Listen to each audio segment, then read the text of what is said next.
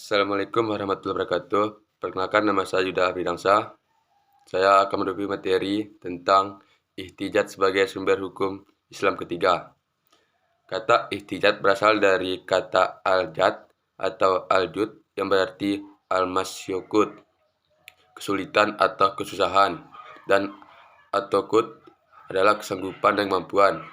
Atas dasar pada firman Allah SWT dalam Quran surat Yunus ayat 9 yang artinya, dan mencela orang-orang yang tidak memperoleh sesuatu untuk disedekahkan selain kesanggupan.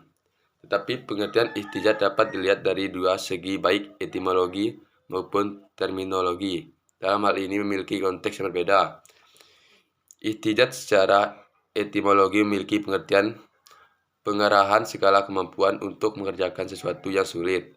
Sedangkan secara terminologi adalah penelitian dan pemikiran untuk mendapatkan sesuatu yang terdekat pada kitabullah dan sunnah Rasul atau yang lain untuk memperoleh nas yang makruh agar maksud dan tujuan umum dari hikmah syariah yang terkenal adalah maslahat.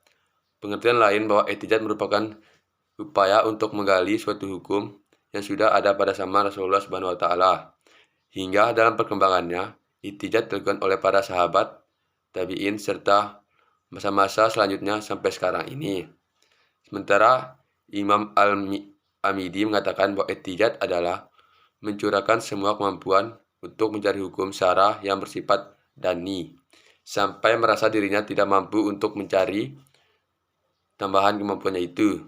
Sedangkan Imam Al-Ghazali menjadikan batasan tersebut sebagai bagian dari definisi al-ihtijat atau ihtijat sempurna.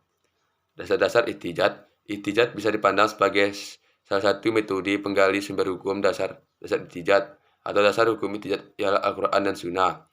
Di dalam ayat yang menjadi dasar dalam ihtijat bagi firman Allah SWT dalam Quran surat An-Nisa ayat 105. Fungsi ihtijat. Adapun fungsi ihtijat diantaranya ada dua. Yang pertama, fungsi ihtijat al-ruju, yaitu mengembalikan ajaran-ajaran Islam kepada Al-Quran dan Sunnah dari segala interpretasi yang kurang relevan. Yang kedua, fungsi ihtijat al-ihya, kehidupan, menghidupkan kembali bagian-bagian dari nilai dan Islam semangat agar mampu menjawab tantangan zaman.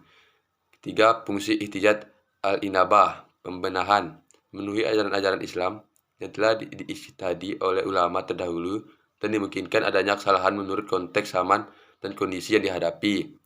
Begitu pentingnya melakukan ihtijat sehingga jumhur ulama menunjuk ihtijat menjadi hujah dalam menetapkan hukum berdasarkan firman Allah SWT dalam Quran surat An-Nisa ayat 59.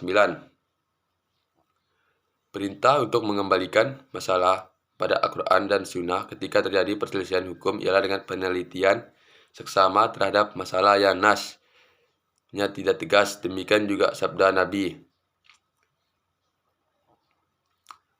Mungkin demikian review materi dari saya.